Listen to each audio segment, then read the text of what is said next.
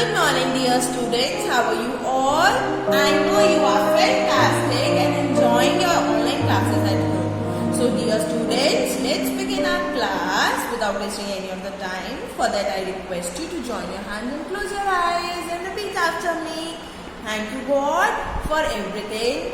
Thank you, God, for protecting us and keep blessing on us. Dear student, God bless you. Okay, so let's begin our class. Class is 9th, subject is economics, and today date is 22nd of September. As you all know that we are on lesson number 2, revision series. Revision series is going on for your half yearly. Chapter name is People as Resources. Dear students, आप सब लोगों को पता है there are 4 factors of production, that is land, labor, capital and human capital or entrepreneur you can say.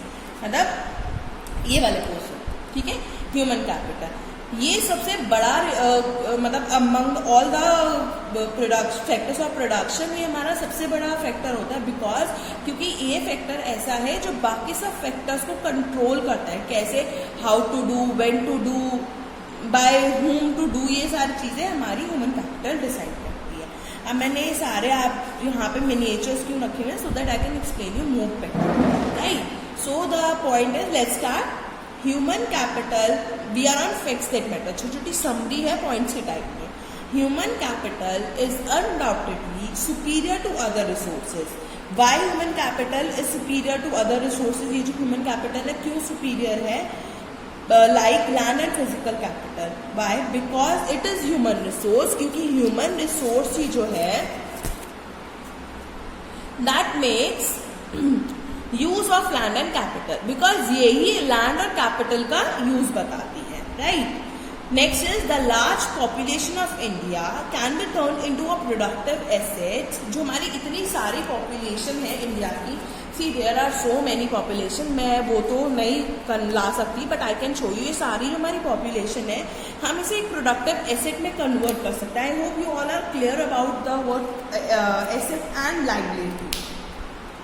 So assets and liability क्या होती है हमारी? एसेट्स होती है हमारे लिए प्रॉपर्टी, एक तरह से हमारा प्रॉफिट जो हम फ्यूचर में कभी भी यूज कर सकते हैं. लेकिन लायबिलिटीज क्या होती है? लायबिलिटीज होती है हमारे लिए तरह से क्रेडिट, कर्जा जो होता है हमारे ऊपर वो.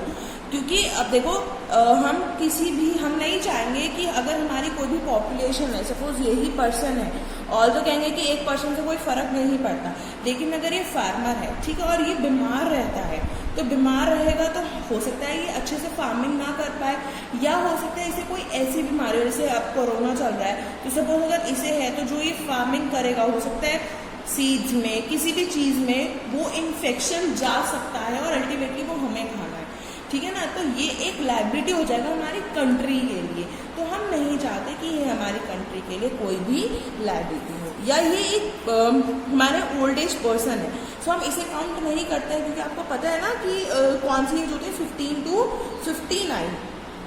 इस एज में ही हम सबको कंसिडर करते हैं whether they are the assets for us और they are the liabilities for us. अगर कोई भी 14 साल तक का है तो हम उसे ना एसेट मानते हैं ना लायबिलिटी मानते हैं. हाँ, एसेट मान सकते हैं कि इन फ्यूचर वो हमारे लिए बहुत ज़्यादा मतलब एक हमारी एसेट प्रूफ हो सकता है, ठीक है.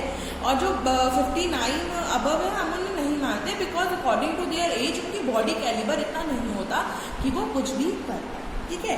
तो लेकिन हम उसे कैसे एसेट में कन्वर्ट कर सकते हैं? Investment in human capital through education and training. सिर्फ अगर आपको साकाल और विलास की स्टोरी याद हो तो साकाल के पेरेंट्स ने उसमें इन्वेस्टमेंट करी थी फॉर्म ऑफ द एजुकेशन. तो अल्टीमेटली उसने अपने, हम एक इमेजिन कर रहे हैं कि उसने अपने गांव में एक स्मॉल स्केल इंडस्ट्री भी सेटअप कर दी. ये अगर हम विलास को देखें तो Vilas is working in the field, यानी कि उसके पेरेंट्स ने अगर उसमें इन्वेस्टमेंट नहीं करी तो वो भी एक काम ही कर रहा है फील्ड में और सिर्फ इतना अर्न कर रहा है कि वो रोज खाना खा सके. लेकिन Sakal is on the other hand, Sakal जो है वो प्रॉफिट भी अर्न कर रहा है, वो लोगों को जॉब भी प्रोवाइड कर रहा है. तो he is doing much better as comparison to Vilas, ठीक है. ये समझ में आया वाला point. Okay, the next point is a child with investment made on his और her education and health can yield a high return in future.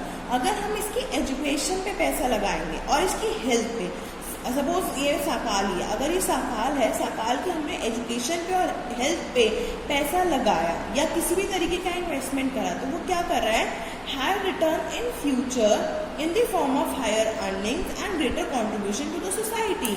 सी अगर हम इसे मैं विलास से कंपेयर करें, ये हमारा विलास हो गया, सपोज ये विलास हो गया, तो साकाल और विलास क्या कर रहे हैं, साकाल और विलास ये पढ़ा लिखा है, ये जाके मतलब वहाँ काम कर रहा है और मतलब पढ़ लिख के आया है और अपनी विलेज में इसने पालमपुर में क्या करा, ये एक इमेजिनरी मतलब हमें इमेजिन कर रहे हैं कि उसने यहाँ पर सेटअप कर ली इंडस्ट्री, स्मॉल स्केल इंडस्ट्री उसने यहाँ पर सेटअप कर ली, तो ये हमारे लिए एक एसेट ट्रू है। लेकिन ऑन द अदर हैंड विलास जो है ना उसे हेल्थ की प्रॉपर इन्फॉर्मेशन है, ना उसे एजुकेशन की मतलब एक एडवांटेजेस पता है, तो ये क्या, हम इसे नहीं कहेंगे कि हमारी लायबिलिटी है although he is working in the field, लेकिन हाँ greater contribution to the society वो हमें साकाल दे रहा है। क्यों? क्योंकि उसने स्मॉल स्केल इंडस्ट्री सेटअप करी एक विलेज में, वहाँ पे इलेक्ट्रिसिटी भी आएगी, वहाँ पे एम्प्लॉयमेंट भी जनरेट करी, उसने लोगों को विलेज से बाहर नहीं जाने दिया। जब लोग वहाँ काम करेंगे तो वो उन्हें एजुकेशन के लिए भी मोटिवेट करेगा, तो ये सारी चीज़ ठीक है। नेक्स्ट पॉइंट आता है हमारा, countries like Japan have invested in human resource. जो जापान जैसी कंट्री है उसने अपनी ह्यूमन रिसोर्स में सबसे ज़्यादा इन्वेस्ट कर रखा है। They have invested on people, यहाँ पर आएगा they have invested on people specially in the field of education and health. उन्होंने सबसे ज़्यादा कहाँ इन्वेस्टमेंट करी है, फील्ड कौन सी फील्ड में, एजुकेशन और हेल्थ में। These people have made efficient use of other resources such as land and capital. उन्होंने क्या करा है, these people यानी कि जिनके उन्हें हेल्थ और एजुकेशन में पैसे लगाए, वो बाकी जो सारे रिसोर्सेज जैसे लैंड और कैपिटल उनको एफिशिएंटली यूज करता है। एफिशिएंसी एंड टेक्नोलॉजी इवॉल्व, जो उनकी एफिशिएंसी और टेक्नोलॉजी लोगों के द्वारा हमें मिली है, have made these countries rich and developed. इन्हीं की वजह से जापान जैसी कंट्री रिच और डेवलप्ड हो गई है। क्या करा है जापान वाली कंट्रीज ने, जापान वाली कंट्रीज ने सबसे ज़्यादा इन्वेस्ट करा ह्यूमन कैपिटल, ठीक है। उन्होंने वहाँ पे फोकस करा कि नहीं हमें लोगों को पढ़ाना है, लोगों की हेल्थ पे ध्यान देना है। तो जब उन्होंने इन्वेस्टमेंट करा तो इन रिटर्न उन्हें क्या मिला, इन रिटर्न उन्हें ये मिला कि लोगों ने वहाँ पे जो टेक्नोलॉजीज डेवलप करी उन टेक्नोलॉजीज के यूज से एफिशिएंसी दिखाई उन लोगों ने, और उसकी वजह से इन्होंने अपनी कंट्रीज को क्या बना दिया, रिच और डेवलप। अगर आप इंडिया से कंपेयर करो तो यहाँ पे हेल्थ स्टेटस सबसे पुअर है, नहीं, यहाँ पे लोग बहुत ज़्यादा बीमार पड़ते हैं, मेडिकल फैसिलिटीज उन्हें प्रॉपरली अवेलेबल नहीं होती, वैक्सीनेशन प्रॉपर नहीं मिलती, तो ये सारी चीज़ों की वजह से हमारा इंडिया पीछे रह गया है, ठीक है। तो इस वजह से वो अभी डेवलपिंग में है, लेकिन उन्होंने वहाँ पे सबसे ज़्यादा इन्वेस्ट करी थी, इसलिए वो हमारा ऑलरेडी मतलब जापान में उन्होंने पहले ही एजुकेशन और हेल्थ पे फोकस करा, तो इस वजह से वो हमारी डेवलप हो गई। People are engaged in various activities which can be classified into three main sectors. There are three main sectors, that is primary, secondary and tertiary sector. I hope the primary, secondary, tertiary sector is very much clear to you, क्योंकि primary sector में जैसे हमारा agriculture हो गया, forestry हो गया, animal husbandry हो गया, fishing, poultry, farming, mining etc. ये सारी चीज़ें आती हैं। secondary sector में manufacturing यानी कि जो मैन्युफैक्चरिंग होती है। Tertiary sector trade, transport, communication, banking, education, tourism, service, insurance etcetera.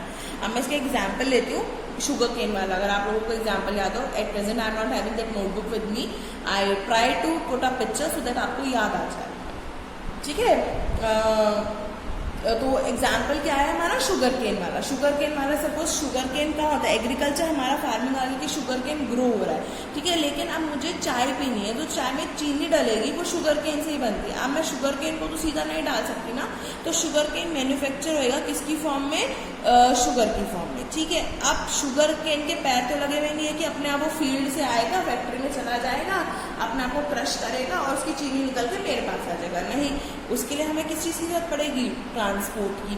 अब जब वो सब कुछ हो गया तो ट्रेड, अब जब इतनी मेहनत लग रही है शुगर केन से शुगर निकालने में, तो इट्स ऑब्वियस कि मनी, ट्रांजेक्शन तो मनी में ही होती है हमारी, तो जो ट्रेड होएगा, जो बिजनेस होएगा, फिर वो चीज़ होगी, then I get the sugar, right.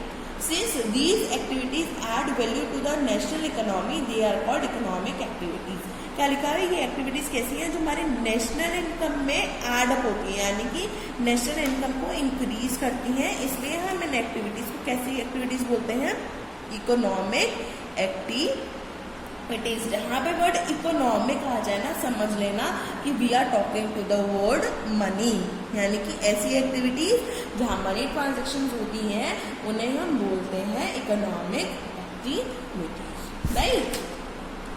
So today we are going to cover only this economic activities. Don't worry about it. I'm not going to make a very long video, and I tried to make the videos in part because a small chapter is left. So I tried that I'll make one more video so that I can send you.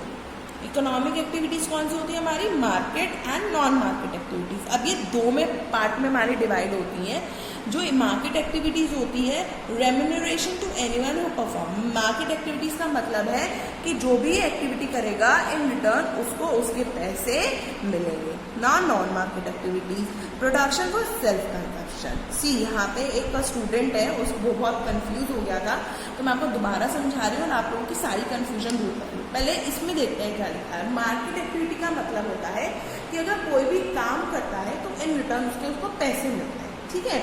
Non market activities ऐसी activities जहाँ पे production होता है goods का खुद की self consumption के लिए, जो चीज आपने करनी होती है. अच्छा, अब क्वेश्चन ये आता है कि the mothers who are working in a home वो किस में आएंगी? एम्प्लॉयड में, अनएम्प्लॉयड में, या फिर इकोनॉमिक में, नॉन इकोनॉमिक में? The question is mother.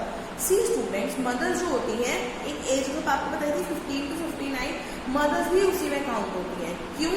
क्योंकि मदर्स ना विलिंगली, मतलब लाइक मदर्स का हम ये काउंट अप करते हैं कि वो चाहती ही नहीं है काम करना. अगर वो चाहेंगी कि भाई if they want to work outside the home, तो वो चाहती नहीं है भाई. Like we are also the working womens, working mothers हैं हम घर का भी सारा काम करते हैं, हम स्कूल भी आते हैं, but for what we are getting remuneration, we are getting remuneration from the school, क्योंकि हम स्कूल को अपनी सर्विसेज प्रोवाइड कर रहे हैं. लेकिन अगर हम घर पे खाना बनाते हैं, घर का काम करते हैं, तो we are not getting any kind of remuneration because everything we are doing for the self consumption, right. एक छोटे से एग्जाम्पल और देते हैं.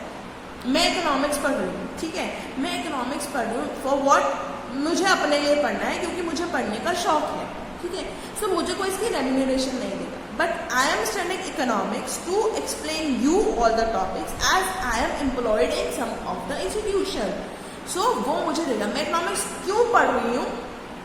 क्योंकि मुझे आप लोगों को पढ़ाना है, ठीक है. तो इस चीज के लिए मुझे रेम्यूनरेशन मिलती है. Got it? Am I clear to you?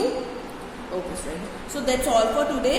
And I'm not saying the confirmation, but yes, I'm trying that I will make one more video of this chapter, and most probably I will send you by today, whether in the evening or with this. So let's see. Till then, students, you all are requested to stay home, stay safe, and take care of yourself. Bye bye.